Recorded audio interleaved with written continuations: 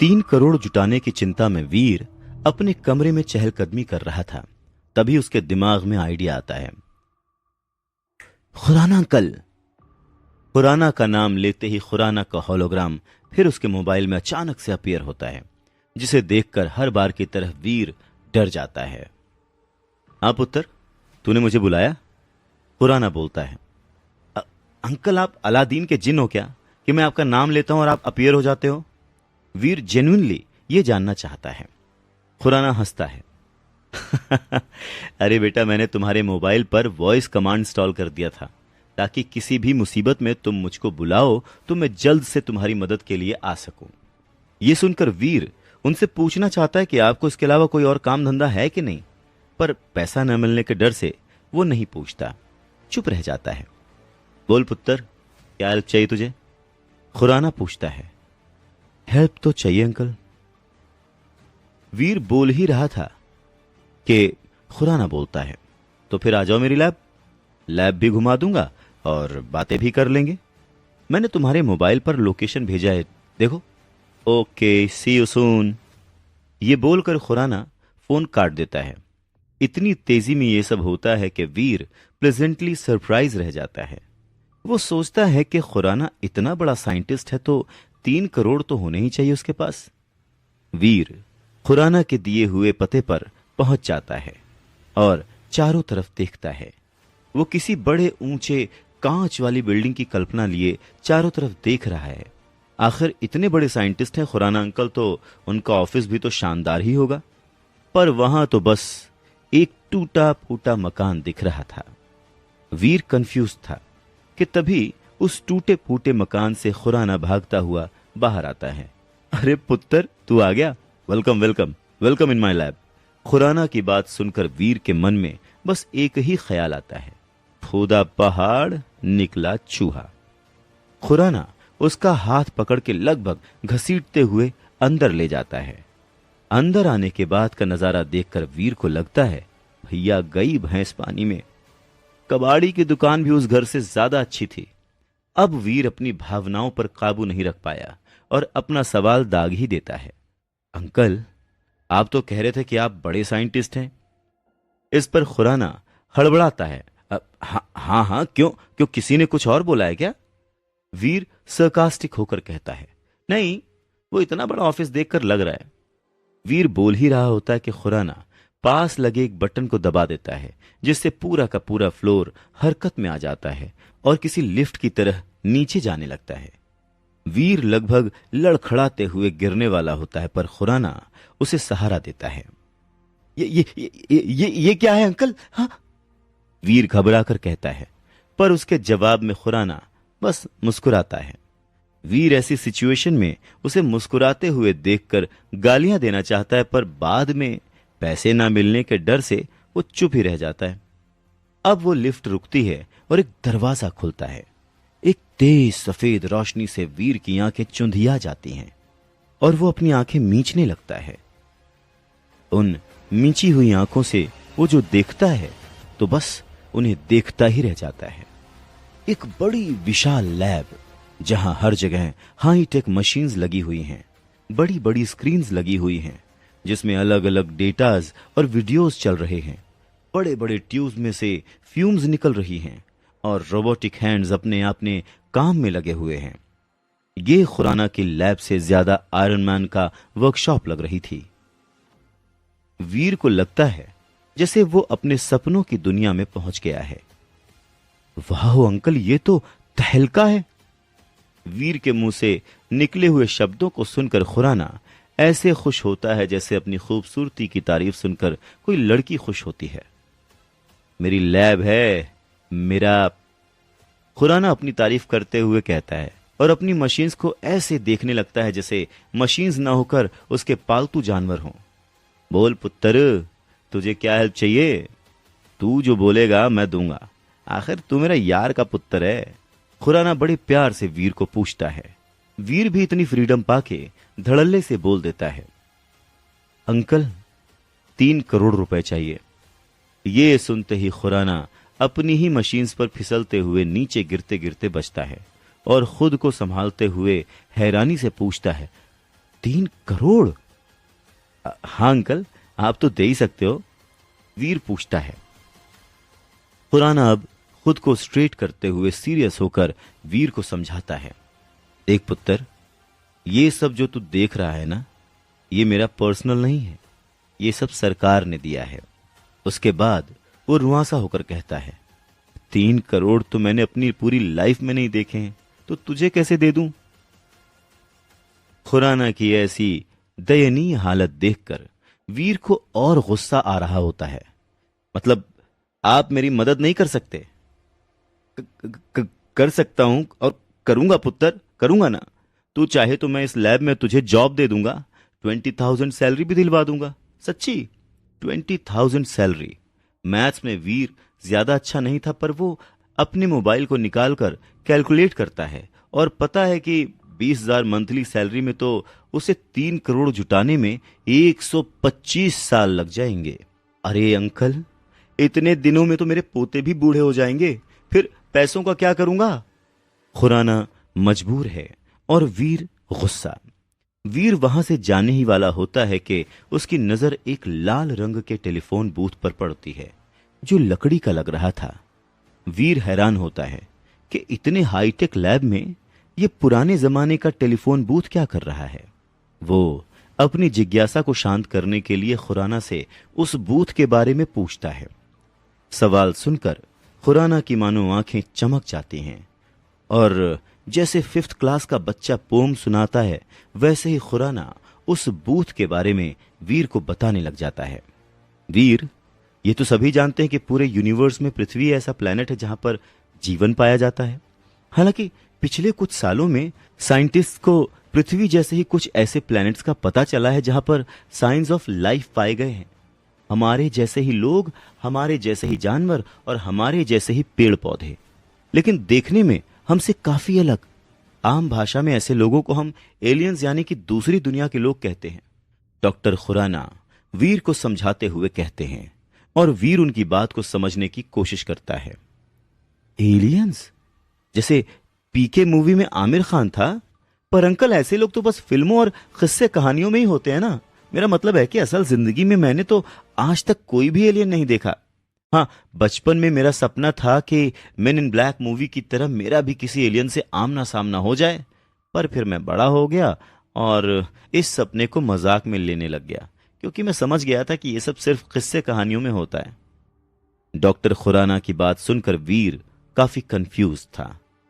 Doctor Khurana ने मुस्कुराते हुए वीर से कहा, हमारी फिल्में और कहानियां कहीं ना कहीं हमारी असल जिंदगी से ही तो जुड़ी होती हैं वीर, और अब तो साइंस ने भी इस बात को मान लिया है कि एलियंस होते हैं। खैर, अब यह बात तुमसे कैसे जुड़ी हुई है, मैं उस बारे में तुम्हें बताता हूं। और फिर वीर ध्यान से उनकी बातें सुनने लगता है। पिछले कुछ सालों से हमारी एजेंसी टाइटन ग्रह में एक सीक्रेट मिशन चला रही है, जहां हर साल हम कुछ लोगों को टाइटन ग्रह पर भेजते हैं। दरअसल उस ग्रह पर डेवलपमेंट अभी भी अपनी पहली स्टेज पर है, इसीलिए वहां के लोग अभी पूरी तरह से विकसित नहीं हो पाए हैं।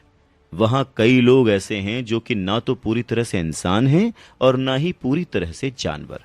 मतलब उनके शरीर के कुछ हिस्से तो इंसानों जैसे हैं, लेकिन उनकी हरकतें और दिमाग जानवरों जैसा है। साथ ही साथ वहां कुछ जानवर ऐसे भी हैं जो विकसित होकर बहुत खतरनाक होते जा रहे हैं।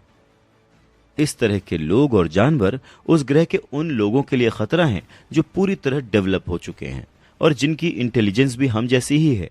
लेकिन उन लोगों के साथ साथ ऐसे जानवर और लोग हमारी पृथ्वी के लिए भी खतरा बन सकते हैं।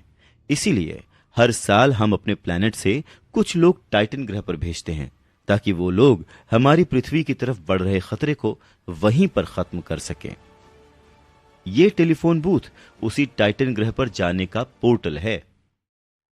वीर कंफ्यूज्ड है और सवाल पूछता है, अंकल, जब उस ग्रह पर इतना खतरा है तब लोग वहां जाते ही क्यों हैं?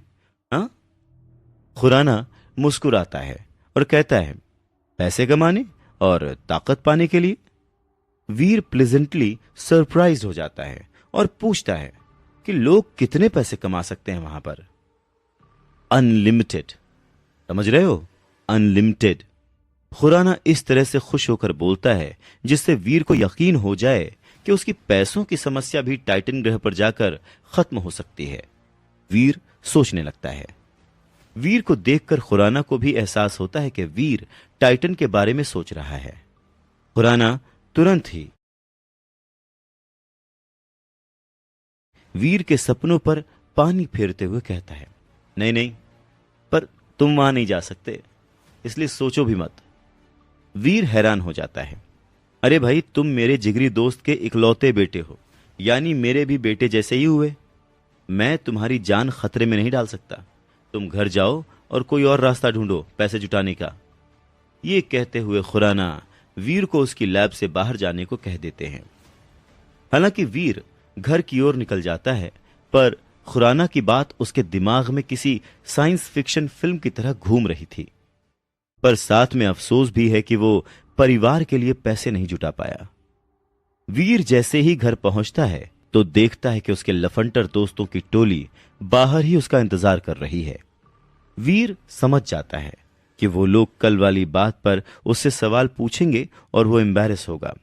इसीलिए जैसे ही वो दोस्तों से मिलता है, खुद ही सारी कहानी सुनाना शुरू कर देता है कि कैसे उसके फादर ने उसके डूबते हुए फैमिली बिजनेस को संभाला और उसकी बुआ और चाचा की शादियां करवाईं, उन्हें घर दिलवाया, उनकी वजह से स्टार ग्रुप से पंगा भी लिया, जिसकी वजह से उनकी जान चली गई।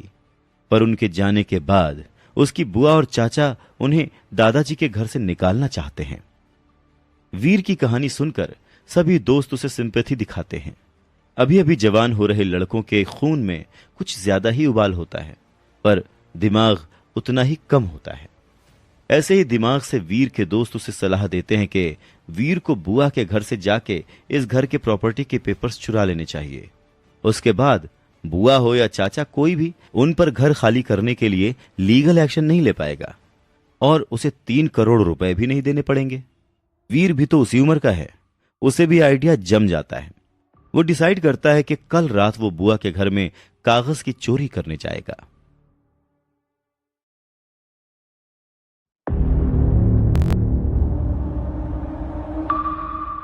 शाम ढलने को है। वीर और उसके 2 लफंटर दोस्त प्लानिंग के हिसाब से बुआ के घर के बगल वाली झाड़ियों में छुप के सबके सो जाने का इंतजार कर रहे हैं।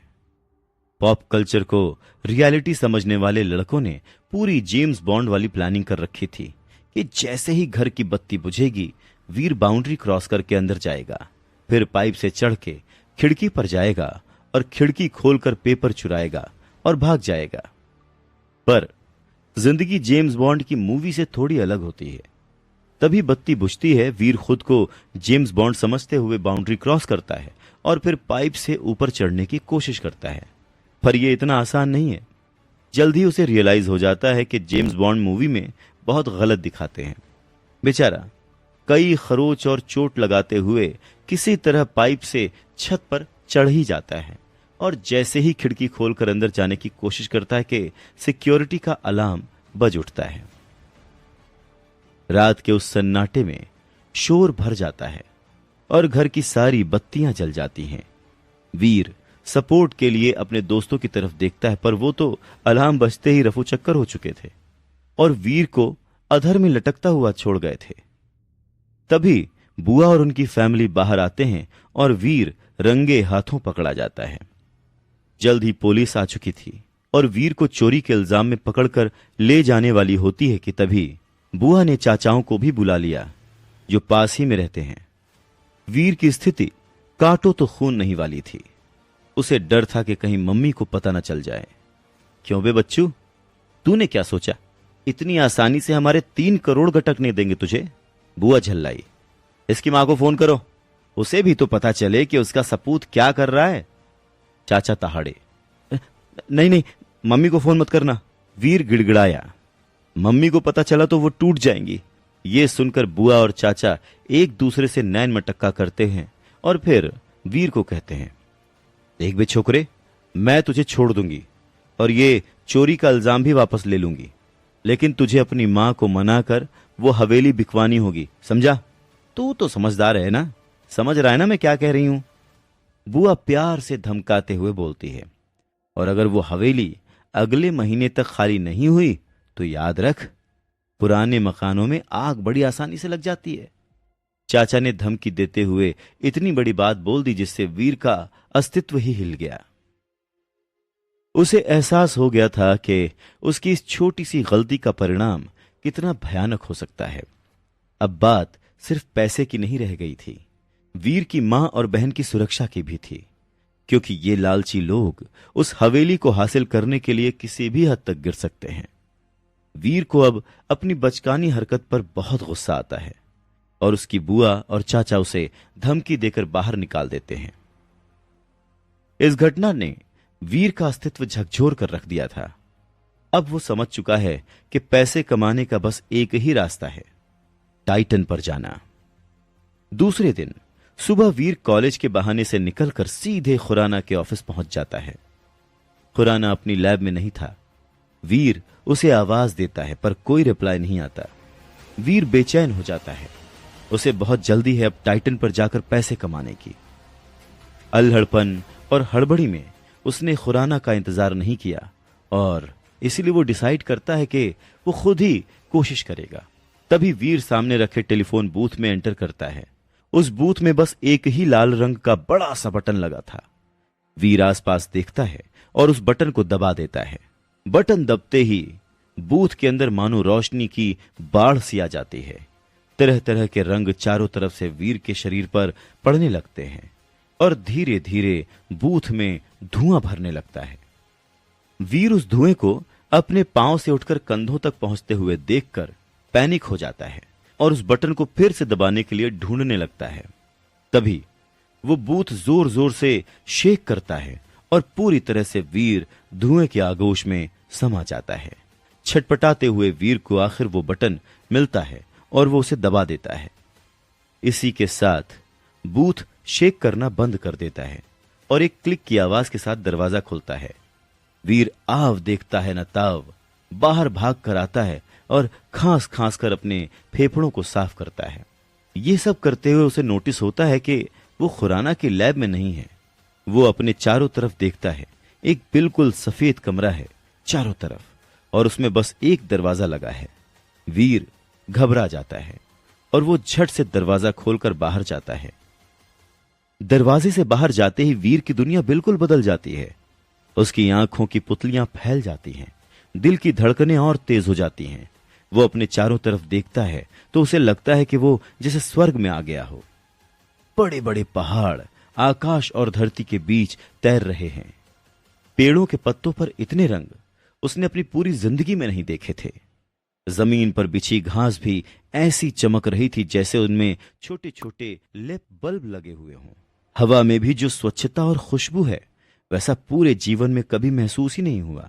वो मंत्र मुग्ध सा चारों तरफ देख ही रहा होता है कि एक दहाड़ से उसका ध्यान पीछे की तरफ चला जाता है। पीछे की तरफ मुड़कर जो वो देखता है तो ऐसा लगता है कि जैसे उसकी धड़कन ही एक पल के लिए रुक गई हो। अचानक से उसके चेहरे के रंग उड़ जाते हैं और पांव बेजान से जमीन पर गड़ जाते हैं।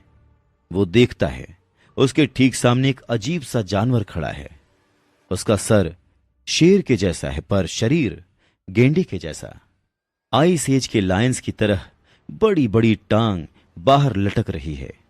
पूरे सर पर टेंटिकल्स निकले हुए हैं। उसे देखने के बाद वीर चाहकर भी अपनी जगह से हिल नहीं पाता। तभी वो जानवर वीर की तरफ छलांग लगा देता है, पर इससे पहले कि वो वीर तक पहुंच पाता एक भाला उड़ता हुआ आकर उस जानवर से टकरा जाता है और वो जानवर छिटक कर दूर जा गिरता है। वीर हैरान होकर भाले की दिशा में देखता है। एक अजीब से घोड़े पर सवार गहरे हरे रंग का लबादा ओढ़े एक घुड़सवार अपने दोनों हाथों में तलवार लिए उस जानवर के पीछे जाता है। पर जाते हुए वो घुड़सवार एक पल के लिए रुक के पीछे मुड़ता है, जिससे उसके लबादे का हुड नीचे सरकता है और उसके अंदर से काले घने बाल हवा में लहरा जाते हैं। वो घुड़सवार एक लड़की थी, बेहद खूबसूरत लड़की, जिसकी काजल से भरी बड़ी बड़ी आंखें जब वीर को घूरती हैं तो वीर को लगता है जैसे उसका दिल कूद कूद कर सीने से बाहर आ जाएगा। योद्धा के वेश में इतना मासूम चेहरा, ये कॉम्बिनेशन सच में कातिल था। वो लड़की वापस आगे मुड़कर उस जानवर के पीछे चली जाती है वीर उसे आवाज लगाने ही वाला होता है कि तभी एक हाथ आकर उसे खींच ले जाता है। वीर खुद को फिर से धुएं से घिरा पाता है और जब धुआं छटता है तो वीर देखता है कि उसके सामने डॉक्टर खुराना खड़े हैं और बेहद गुस्से में उसे घूर रहे हैं। ये क्या बेवकूफी करने जा रहे थे तुम्हें जिम्मेदारी का कोई एहसास है या नहीं? डॉक्टर खुराना भड़कते हुए वीर को डांटते हैं। वीर जानता है कि वो कोई जवाब देने की हालत में नहीं है। उसकी इस गलती से उसकी जान भी जा सकती थी। अगर तुम्हें कुछ हो जाता तो क्या होता आज? तुम समझते हो? तुम समझते क्यों नहीं कि वीर, तुम अभी बच्चे हो। यह खतरनाक खेल तुम्हारे लिए नहीं है।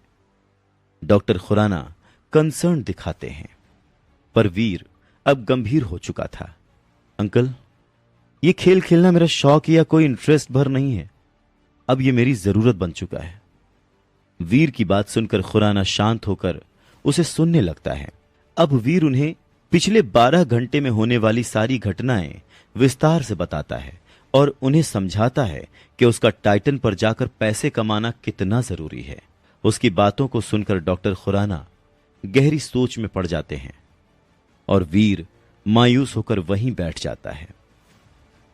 काफी सोचने के बाद डॉक्टर खुराना कहते हैं, ठीक है, तुम अगर टाइटन पर जाना ही चाहते हो तो मैं तुम्हें रोकूंगा नहीं, पर वहां जाने से पहले वहां के बारे में सब कुछ जानना होगा तुम्हें। मैं तैयार हूं अंकल। यह बोलकर वीर अपना पूरा कंसंट्रेशन डॉक्टर खुराना पर लगा देता है। डॉक्टर खुराना अब वीर को टाइटन के बारे में विस्तार से बताना शुरू कर देते हैं। सुनो, टाइटन ग्रह पर हमारा बेस देव आश्रम के नाम से है। तुम टेलीपोर्ट होकर वहीं पर बने अपने कमरे में जाओगे, लेकिन वीर, वहां गुजारा करना इतना आसान नहीं होगा।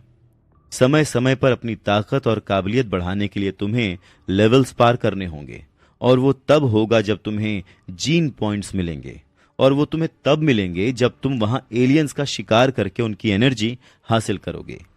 ये काफी कुछ वैसा ही है जैसे तुम्हारी वीडियो गेम्स की दुनिया में होता है।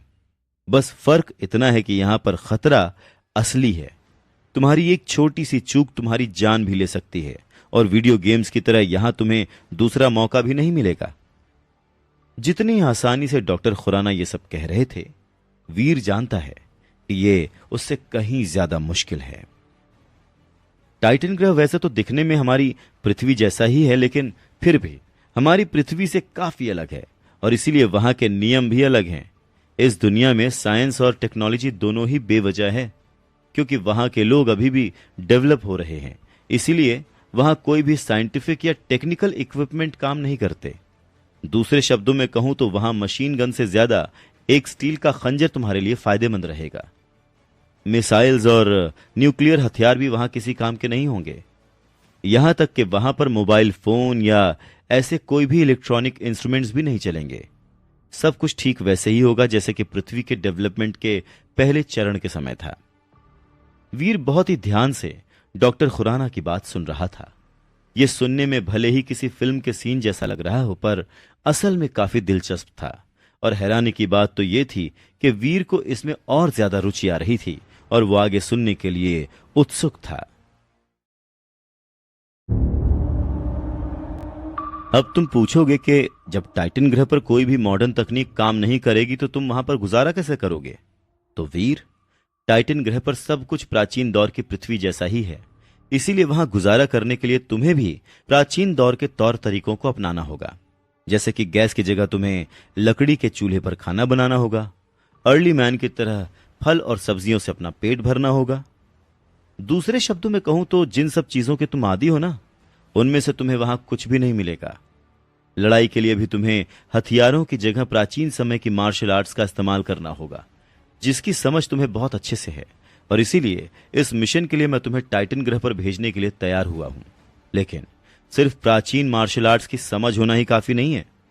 टाइटन ग्रह पर उन खतरनाक एलियन से लड़ने के लिए तुम्हें इसी मार्शल आर्ट्स की बेसिक में कई तरह की अलग अलग तकनीकें जोड़नी होंगी, जिसकी ट्रेनिंग तुम्हें टाइटन ग्रह पर भेजने से 1 महीना पहले यहां पर दी जाएगी। इसके अलावा टाइटन पर अपनी ताकत बढ़ाने और एलियंस का सामना करने के लिए तुम्हें एक और चीज की मदद मिलेगी, और वो है एलियंस की डेविल सोल। लेकिन इस तरह की शक्ति तुम्हें यहां नहीं बल्कि टाइटन ग्रह पर ही मिलेगी। जब वहां पर तुम किसी एलियन को मारोगे ना, तो ही तुम उसकी डेविल सोल हासिल कर सकते हो। एक बार जब तुम किसी एलियन की डेविल सोल हासिल कर लेते हो, तब या तो अपने रूप को उसी एलियन की तरह बदल सकते हो या फिर उसे कवच या ढाल की तरह इस्तेमाल कर सकते हो। यह इस बात पर निर्भर करेगा कि तुमने किस तरह के एलियन को मारा है। इसके अलावा तुम टाइटन ग्रह के फल और सब्जियों के सूप से भी जीन पॉइंट्स हासिल कर सकते हो, पर उसकी मैं ज्यादा गारंटी नहीं दे सकता। बाकी जैसे जैसे तुम डेवलप होगे, वैसे वैसे तुम्हारे जीवन के साल भी बढ़ते जाएंगे। देव आश्रम में डेवलपमेंट के 4 चरण होते हैं, और जैसे जैसे तुम्हारे डेवलपमेंट के चरण पूरे होते जाएंगे, वैसे वैसे तुम अगले चरण के लिए क्वालिफाई करते जाओगे। तुम्हारी भाषा में समझाऊं तो यह ठीक उसी तरह से है जिस तरह से तुम्हारे वीडियो गेम का कैरेक्टर अपग्रेड होता है, लेकिन यह सब कुछ तुम्हारे जीन पॉइंट्स पर निर्भर करता है।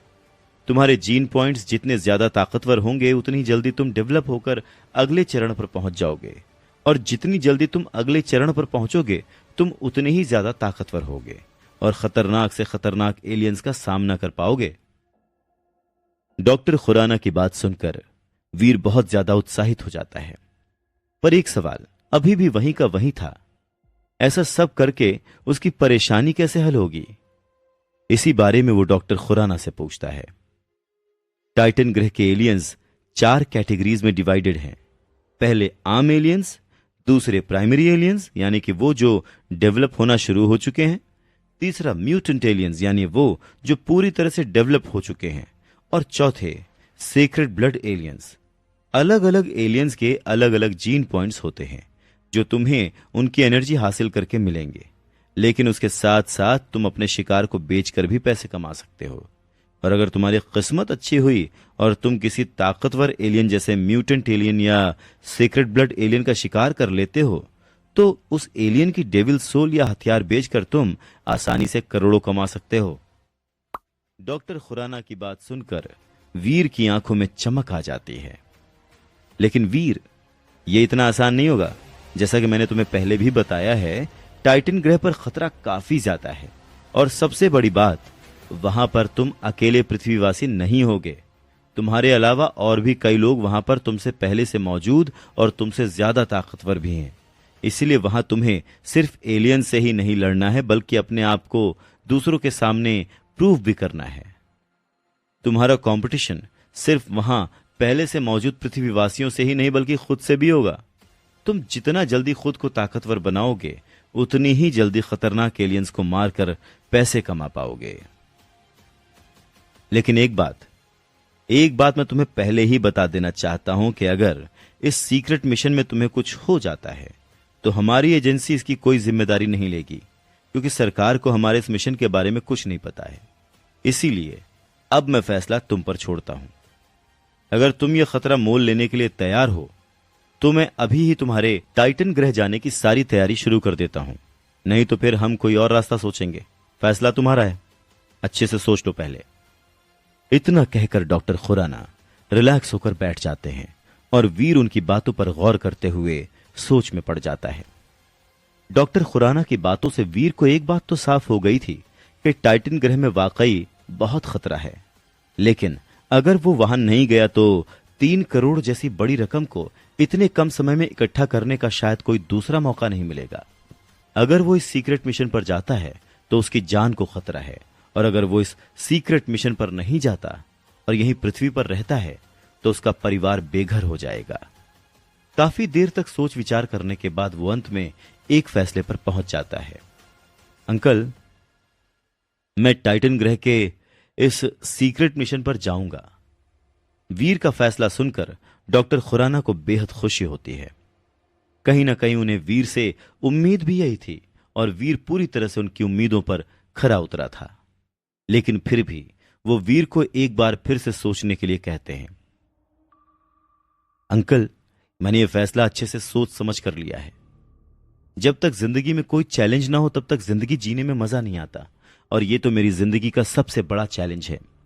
मेरे लिए इससे ज्यादा रोमांचक बात क्या होगी कि जिन सुपर हीरोज की फिल्में देखकर मैं बड़ा हुआ हूं, मुझे उन्हीं की तरह जिंदगी जीने का मौका मिलेगा। जानता हूं कि इसमें खतरा है, लेकिन अगर मुझे कुछ होना होगा तो वो तो यहां पर भी हो सकता है। टाइटन ग्रह जाऊंगा तो शायद मर जाऊंगा, लेकिन अगर नहीं गया तो अपने परिवार को बेघर देखकर पल पल मरूंगा। इसलिए मैं टाइटन ग्रह जाऊंगा अंकल। बस आपसे एक ही रिक्वेस्ट है, अगर इस मिशन में मुझे कुछ हो जाता है तो आप बस मेरी फैमिली को संभाल लीजिएगा, उनका ध्यान रखिएगा। वीर पूरे कॉन्फिडेंस के साथ डॉक्टर खुराना को अपना फैसला सुनाता है और उसका कॉन्फिडेंस देखकर डॉक्टर खुराना खुश होकर सहमति में सर हिलाते हैं। ठीक है, फिर मैं अभी से ही तुम्हारे जाने की सारी तैयारी करता हूं। कल से तुम मार्शल आर्ट्स की ट्रेनिंग के लिए हमारी एजेंसी के इंस्टीट्यूट में आ जाना। Good luck. डॉक्टर खुराना वीर के कंधे पर हाथ रखते हुए उसका हौसला बढ़ाते हुए कहते हैं और जवाब में वीर बस हल्का सा मुस्कुरा देता है। आज रात वीर को नींद नहीं आ रही थी। उसे इतने बड़े एडवेंचर पर जाने का मौका जो मिलने वाला था। डॉक्टर खुराना की बातों से साफ था कि जिस लड़की ने वीर की जान बचाई थी वो भी टाइटन पर उसकी कॉम्पिटिटर होगी। पर फिर भी उस लड़की से मिलने की तड़प भी वीर के अंदर बढ़ती जा रही थी। वो पूरी रात वीर ने आंखों में काटी, घड़ी देखते हुए। सुबह होते ही वीर दबे पांव छुपते छुपाते घर से बाहर निकलने ही वाला होता है कि मम्मी की आवाज पीछे से आकर उसे रोक देती है। अरे वीर, इतनी सुबह सुबह कहां जा रहा है? और तू इतनी सुबह कब से उठने लगा? वीर मुस्कुराता है। वो जानता है कि आज फिर उसे मम्मी से झूठ बोलना पड़ेगा, पर अपने किसी स्वार्थ या फेल्योर को छुपाने के लिए नहीं, बल्कि परिवार की रक्षा करने के लिए, परिवार को सुविधा देने के लिए। वीर अब अपनी एक्टिंग स्किल्स दिखाते हुए अपनी मुस्कुराहट छुपा करके ड्रामेटिक तरीके से बोलता है, अरे मम्मी, पता है वो हमारे मैथ्स टीचर है ना। मां चिंतित होती है। अब क्या किया उन्होंने? अरे उनकी टांग टूट गई मां। वीर पैंतरा जड़ता है। हे भगवान, मां का ये रिएक्शन तो लाजमी था। इसीलिए मुझे अब हर रोज उनके घर जाकर पढ़ना होगा, क्योंकि वो कॉलेज तो आएंगे नहीं ना। वीर को पूरा यकीन था कि उसके हर पैंतरे की तरह मां पर आज ये पैंतरा भी काम कर ही जाएगा। वीर फिर मुस्कुराते हुए निकल जाता है। इसी तरह डॉक्टर खुराना के नेतृत्व में वीर की 15 दिन की प्राइमरी ट्रेनिंग पूरी हो चुकी थी। अब वीर टाइटन पर जाने के लिए तैयार था। पर डॉक्टर खुराना जानते हैं कि प्राइमरी ट्रेनिंग के बाद भी टाइटन जैसे खतरनाक जगह पर सरवाइव करना बहुत मुश्किल है। पर वो वीर को रोक भी नहीं सकते थे, क्योंकि टाइटन को वीर की नहीं, बल्कि वीर को टाइटन की जरूरत है। वीर के पिता डॉक्टर खुराना के बहुत अच्छे दोस्त थे और प्रशंसक थे। डॉक्टर खुराना उस दिन वीर के पिता के साथ ही थे जिस दिन उनका मर्डर हुआ था। उस दिन कुछ ऐसा हुआ था जिसका राज डॉक्टर खुराना ने आज तक अपने दिल में छुपा रखा था। खुराना बस ये जानते हैं कि आज वीर के पिता की वजह से वो जिंदा हैं, और इसीलिए वीर को एक सही मकाम पर पहुंचाना सिर्फ उनकी जिम्मेदारी ही नहीं, बल्कि उनका लक्ष्य भी है। टाइटन पर जाने से पहले डॉक्टर खुराना वीर से कुछ दिल की बातें कहते हैं। देख पुत्र, ट्रेनिंग से स्किल डेवलप होती है, पर उन स्किल्स पर विश्वास एक्सपीरियंस से आता है। इसीलिए टाइटन पर छोटे छोटे कदम बढ़ाकर पहले अनुभव हासिल करना, छोटे छोटे एलियंस का शिकार करके अपने आप पर विश्वास हासिल करना, और जब एक बार विश्वास आ जाए तो चाहे जो भी हो जाए उसे कभी मत छोड़ना। याद रख पुत्र, बड़े से बड़ा योद्धा भी शहीद हो सकता है। हम मेहनत के आगे किस्मत को नकार नहीं सकते। तेरे पिता आज होते तो तुझे ये कभी नहीं करने देते, पर मैं मजबूर हूं। पर चिंता मुझे भी तेरे पिता जितनी ही है।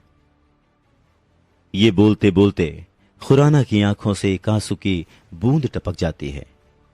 वीर उन्हें जोर से गले से लगा लेता है। अंकल, आप चिंता मत कीजिए, मैं पूरी सावधानी से रहूंगा और आपकी दी हुई हर सीख को मानूंगा। वीर उन्हें सांत्वना देता है। डॉक्टर खुराना भी उसे अपने दोनों हाथों से पकड़कर आशीर्वाद देते हैं और टाइटन के लिए विदा करते हैं।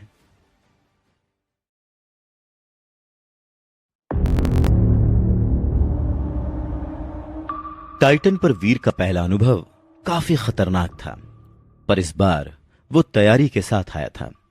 डॉक्टर खुराना की सीख को फॉलो करते हुए वीर ने पहाड़ी के रास्ते अपना मिशन शुरू किया। पहाड़ी पर पहुंचते हुए गोधूली बेला शुरू हो चुकी थी। आधा सूरज चट्टानों के पीछे से आंखें मूंद रहा था और उसकी पलकों सी दिखने वाली रोशनी की लाल सफेद रेखाएं बादलों पर बिछ सी गई थीं। उन्हीं रोशनी की पलकों को वीर यूं निहार रहा था जैसे उन किरणों के साथ वो अपने नए जीवन को शुरू कर रहा हो। हवा के झोंकों से उड़ रहे उसके काले लबादे के बीच उसकी कमर पर लटका वो पोटला और चांद के आकार का खंजर साफ नजर आ रहा था। वो खंजर उसे डॉक्टर खुराना ने दिया था। खंजर की धार पर पड़ रही रोशनी मानो सूरज को आईना दिखा रही थी। वीर जानता था कि शाम होने पर शिकार करना बहुत मुश्किल हो जाएगा, इसीलिए वो तेजी से चारों तरफ देखने लगता है। तभी उसे अचानक पत्थरों के बीच में कुछ रेंगता हुआ दिखाई देता है। वीर ने एक झटके में अपना खंजर निकाला और तैयार हो गया, पर अचानक से पत्थरों के पीछे की हलचल रुक सी गई। वीर सावधान था, पर कोई हलचल न पाकर वो पत्थरों के करीब गया ताकि झांक कर देख सके कि उसका पहला शिकार आखिर गया कहां। तभी अचानक बड़ी फुर्ती से एक काला कछुआ कूदकर वीर के सीने पर चढ़ जाता है। एक कछुआ, और वो भी इतना फुर्तीला। वीर के लिए यह बहुत ही शॉकिंग था। उसके हाथ से खंजर छूट जाता है और वो अपने कपड़ों को ऐसे झाड़ने लगता है जैसे कि कमीज के अंदर कोई कॉकरोच घुस गया हो। तभी वो काला कछुआ वीर के हाथ के झटके से जमीन पर जा गिरता है। कमाल की बात तो ये कि वो कछुआ भागने के बजाय वीर को घूरे जा रहा था, जैसे किसी द्वंद्व युद्ध के लिए ललकार रहा हो। वीर ने भी उसकी आंखों में अपनी आंख गड़ा दी और घूरने का एक कंपटीशन शुरू हो गया। वीर उस कछुए की तरफ लपका, पर कछुआ बहुत तेज था, इसीलिए वीर औंधे मुंह जमीन पर गिर पड़ा। वीर को ऐसा लगा मानो कछुआ उसका मजाक उड़ा रहा हो। वीर फिर उठकर खड़ा हो गया और उसने फिर से कछुए पर धावा बोल दिया। कछुआ पीछे हट गया और फिर से वीर मुंह के बल जमीन पर गिर पड़ा। वीर को अब खुद पर शर्मिंदगी महसूस होने लगी थी। मैं एक कछुआ नहीं पकड़ पा रहा हूं तो क्या करूंगा मैं टाइटन पर। वीर सोच ही रहा था कि कछुए ने वीर की तरफ दौड़ लगा दी। वीर को न जाने क्या हुआ, वो कछुए से दूर भागने लगा। इस दृश्य को देखकर समझ नहीं आ रहा था कि शिकारी कौन है और शिकार कौन। ये बात समझने में वीर को तब तक का समय लगा जब तक कि उसके खंजर पर रोशनी पड़कर उसकी आंखों में चमक नहीं पड़ी। वीर ने तुरंत अपना खंजर उठाया और पलटकर एक झटके में काले कछुए का सिर धड़ से अलग कर दिया। तभी उसकी आंखों के सामने नीली रोशनी फैल गई और एक ट्रांसपेरेंट सी स्क्रीन सामने आ गई। उस पर लिखा था, काला कछुआ मारा गया, डेविल सोल हासिल नहीं हुई है। 0 से 10 जीन पॉइंट्स हासिल करने के लिए इसकी एनर्जी हासिल करें। ये पढ़कर वीर के खूबसूरत चेहरे पर एक संतोषजनक मुस्कुराहट आ गई। उसने तुरंत ही उस मरे हुए कछुए को जमीन पर रखा और अपने हाथ में लिए खंजर से उसका पेट फाड़ दिया। कछुए के पेट को फाड़ते ही वीर ने आंख बंद करके अपने हाथों को एक पैटर्न में घुमाया और उसे कछुए की एनर्जी अपने अंदर आती हुई महसूस होने लगी। फिर उसने पावर स्क्रीन की तरफ देखा जिस पर लिखा हुआ था, काले कछुए की एनर्जी हासिल हो गई है, आपको जीन पॉइंट्स नहीं मिले। वीर ने पावर स्क्रीन को हल्के से छूने की कोशिश की। स्क्रीन 1 सेकंड के लिए ब्लैंक हो गई। फिर उस पर लिखा हुआ आया, आपका स्टेटस फर्स्ट लेवल पार नहीं हुआ। अब आपका लाइफ स्पैन होगा 200 ईयर्स। विकसित होने के लिए जरूरी पॉइंट्स 100 जीन पॉइंट्स।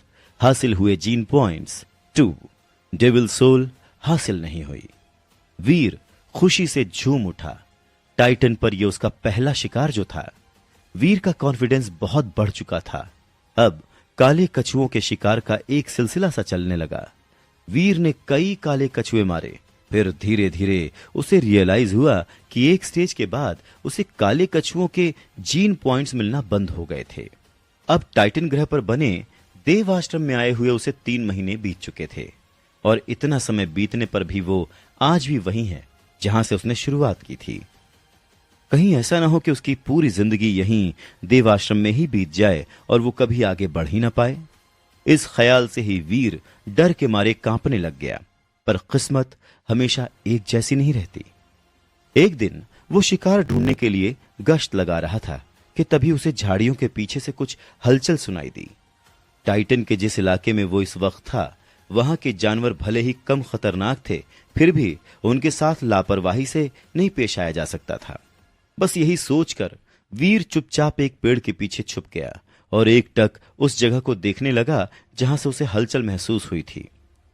कुछ ही मिनटों के बाद उसे वहां बने तालाब में से एक कछुआ बाहर जमीन की तरफ आता हुआ नजर आया और उस कछुए को देखकर वीर चौंक गया। इसलिए नहीं क्योंकि उसने पहली बार वहां कोई कछुआ देखा था, बल्कि इसलिए क्योंकि ये कछुआ उसने अभी तक जितने भी कछुए मारे थे उन सब से अलग था। उसने आज तक जितने भी कछुए मारे थे सबका कवच काले रंग का था।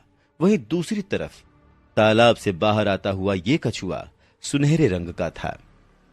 उस कछुए को देखकर ऐसा लग रहा था जैसे कि वो सोने का बना हुआ हो और उसकी आंखें ऐसे चमक रही थीं जैसे कि कोई कीमती पत्थर। जब तक कोई ध्यान से न देखे तब तक किसी को भी वो कछुआ असली नहीं लगेगा। इतने महीने टाइटन पर रहने के बावजूद ये पहली बार था जब वीर ने इस तरह का कोई जानवर देखा था और इसीलिए वो बहुत ज्यादा हैरान था। उसे समझ ही नहीं आ रहा था कि आखिर ये सुनहरा कछुआ बाकी कछुओं से इतना अलग कैसे था। यही ख्याल दिमाग में रखकर वीर शांति से पेड़ के पीछे खड़े रहकर उस कछुए पर वार करने के लिए सही मौके का इंतजार करने लगा। तभी अचानक से वो कछुआ उसी तरफ बढ़ने लगा जहां पर वीर खड़ा हुआ था, जिसे देखकर वीर काफी हैरान हो गया। फिर भी वो अपनी जगह से हिला नहीं। देखते ही देखते वो कछुआ वीर के बगल में आ गया। वीर समझ गया कि उस कछुए को अभी तक वीर की मौजूदगी का एहसास नहीं हुआ था।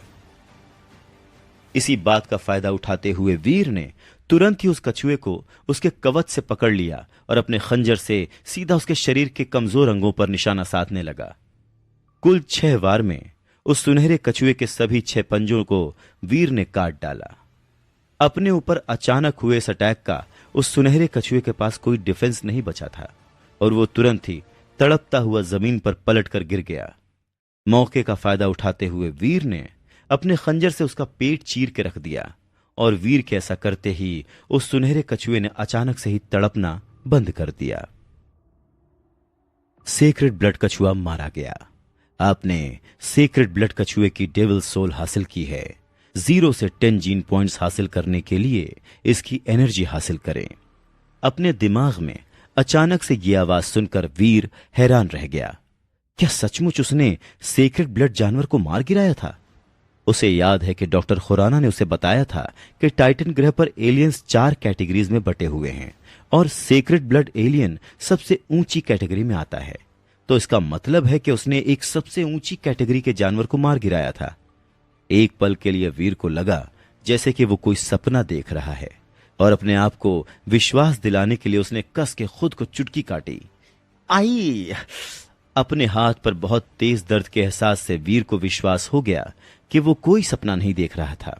वाकई में उसने इस कैटेगरी के जानवर को मारा है। इस बात का एहसास होते ही वीर की खुशी का ठिकाना नहीं रहा और वो खुशी खुशी उस सुनहरे कछुए की एनर्जी हासिल करने में लग गया। सीक्रेट ब्लड कछुए की एनर्जी हासिल करने के बाद वीर अपने सामने आई पावर स्क्रीन की तरफ देखने लगा, जिस पर लिखा था, आपको सुनहरे कछुए की एनर्जी हासिल हो गई है। आपने 7 सेक्रेट जीन पॉइंट्स हासिल कर लिए हैं।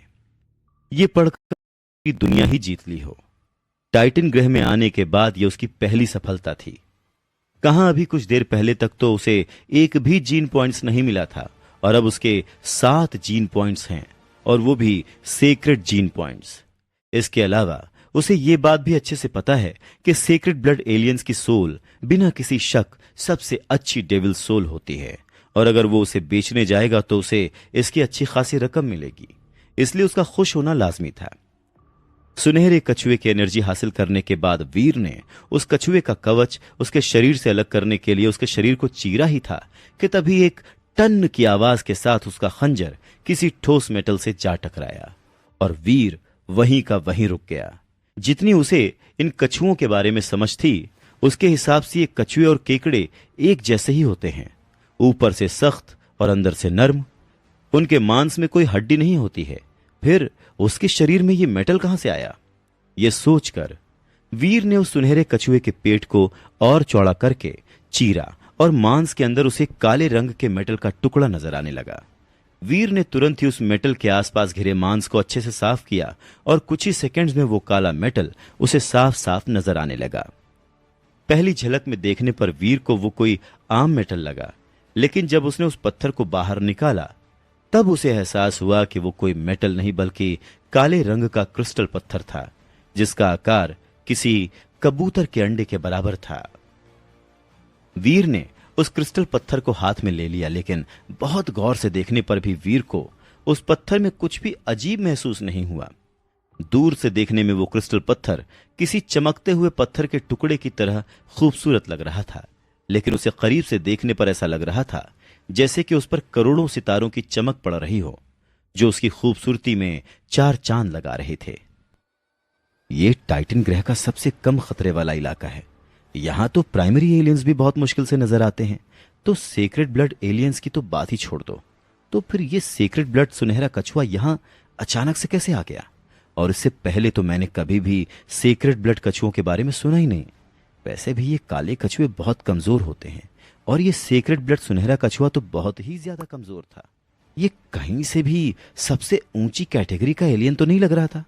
तो क्या इस क्रिस्टल की वजह से ये कछुआ इतना सुनहरा लग रहा था? वीर गहरी सोच में पड़ गया, पर काफी देर तक सोचने के बाद भी उसे कुछ समझ नहीं आया।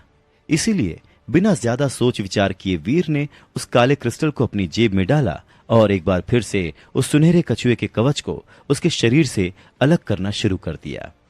सेक्रेड ब्लड कछुए का कवच भी बहुत कीमती होता है। अगर उसे बेचा जाए तो उसकी अच्छी खासी कीमत मिल सकती है। इसीलिए वीर ने सावधानी से सुनहरे कछुए के कवच को उसके शरीर से अलग कर अपने बैग में रख लिया। आज वाकई में उसका दिन काफी अच्छा था। आज न सिर्फ उसे सेक्रेड ब्लड एलियन को मारकर उसकी राक्षसी आत्मा हासिल हुई है, बल्कि उसे 7 सेक्रेड जीन पॉइंट्स भी मिले हैं। और तो और उसे ये यूनिक काला क्रिस्टल भी हासिल हुआ। और वीर को ऐसा इंट्यूशन हो रहा था कि ये काला क्रिस्टल कोई आम क्रिस्टल नहीं या आम पत्थर नहीं है, बहुत ही खास है। इतनी बड़ी सफलता हासिल होना वीर को किसी सपने जैसा लग रहा था। जैसा उसका एक्सपीरियंस था उस हिसाब से तो एक प्राइमरी एलियन को ही मारना उसके लिए बहुत मुश्किल था। फिर यहां तो उसने एक सेक्रेड ब्लड एलियन को मारा था, इसीलिए उसके लिए यह वाकई में बहुत बड़ी सफलता थी।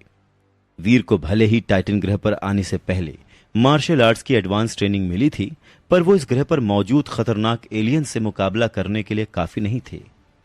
साथ ही साथ उसके पास कोई डेविल सोल भी नहीं थी जिससे वो अपना रूप बदल सके या उस डेविल सोल को अपना हथियार और कवच बना सके। टाइटन ग्रह के बाजार में ये डेविल सोल इतनी महंगी थी कि वीर उसे खरीद भी नहीं सकता था। बिना इन सब साधनों के वीर ने अब तक सिर्फ कमजोर एलियंस को ही मारकर जीन पॉइंट्स हासिल किए थे, लेकिन जितना ज्यादा वो इन कमजोर एलियंस की एनर्जी हासिल कर रहा था, उसके विकसित होने की प्रक्रिया उतनी ही धीमी होती जा रही थी। और यही वजह थी कि टाइटन ग्रह पर 3 महीने से ज्यादा बिताने के बाद भी उसने अभी तक फर्स्ट लेवल भी पार नहीं किया था। ऐसा नहीं था कि उसने किसी ताकतवर एलियन को मारने की कोशिश नहीं की थी, लेकिन सबसे कमजोर प्राइमरी एलियन भी उसकी जान के लिए खतरा बन गया था, जिसकी वजह से उसे करीब 1 महीने तक देव आश्रम में आराम करना पड़ा था। वीर जानता था कि अगर वो किसी खतरनाक एलियन का शिकार नहीं करेगा तो वो कभी भी आगे नहीं बढ़ पाएगा। और यही वजह थी कि आज वो किसी ताकतवर एलियन की तलाश में निकला था। लेकिन उसे क्या पता था कि उसकी किस्मत इतनी अच्छी होगी कि उस एक ही दिन में इतना कुछ हासिल हो जाएगा।